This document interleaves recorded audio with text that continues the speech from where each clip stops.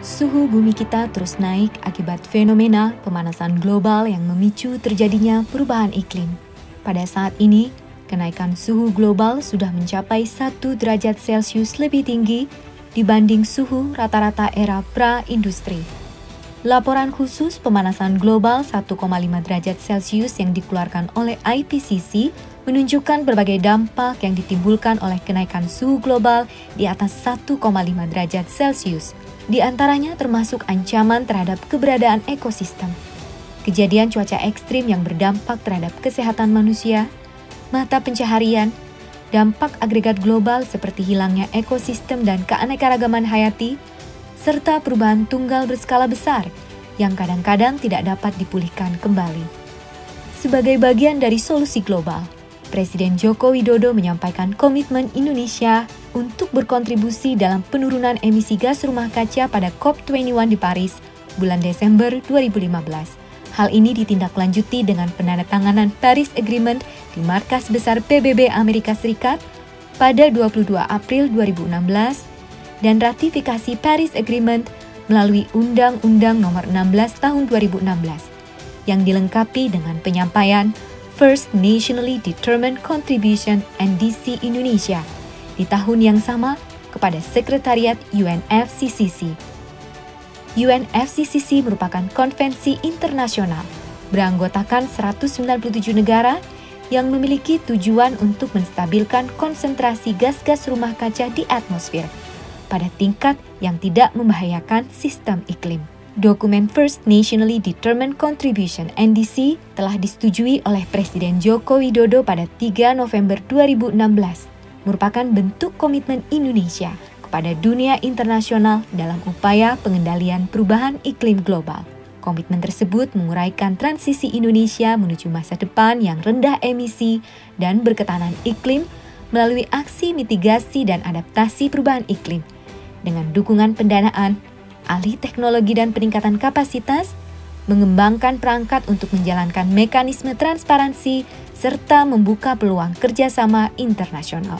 Selanjutnya, langkah dan strategi implementasi NDC ini tertuang dengan lebih rinci dalam strategi implementasi NDC yang telah diterbitkan pada tahun 2017 yang mencakup 9 program implementasi NDC. Dokumen strategi implementasi NDC disusun sebagai pemandu langkah sinergi setiap komponen bangsa, mulai dari kementerian, lembaga, pemerintah daerah, akademisi, sektor bisnis, lembaga swadaya masyarakat, dan masyarakat umum untuk mencapai komitmen nasional NDC.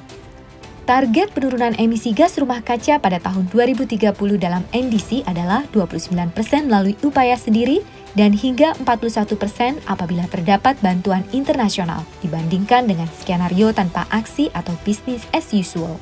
Target tersebut akan dicapai melalui aksi mitigasi perubahan iklim pada 5 sektor, yakni kehutanan, energi, limbah, pertanian, serta proses industri dan penggunaan produk atau IPPU. Kementerian Lingkungan Hidup dan Kehutanan bersama kementerian dan lembaga terkait menindaklanjuti implementasi NDC dengan menyusun peta jalan atau roadmap NDC mitigasi perubahan iklim yang memuat aksi penurunan emisi GRK untuk mencapai target NDC pada 5 sektor. Kementerian Lingkungan Hidup dan Kehutanan KLHK sebagai National Focal Point bersama kementerian dan lembaga terkait menindaklanjuti implementasi NDC dengan menyusun peta jalan atau roadmap implementasi NDC mitigasi perubahan iklim yang memuat aksi penurunan emisi GRK untuk mencapai target NDC pada 5 kategori sektor. Roadmap ini juga mendukung strategi pembangunan jangka panjang yang rendah emisi dan berketahanan iklim. Roadmap NDC mitigasi menuangkan lebih rinci aksi-aksi mitigasi perubahan iklim dapat mencapai target 2030. Aksi penurunan emisi GRK di sektor energi adalah penerapan energi efisiensi, penggunaan energi baru terbarukan, penerapan teknologi energi bersih untuk pembangkit listrik, fuel switching. Aksi penurunan emisi GRK di sektor kehutanan adalah penurunan deforestasi dan degradasi hutan, pengelolaan hutan lestari, peningkatan cadangan karbon, peningkatan peranan konservasi, pengelolaan lahan gambut.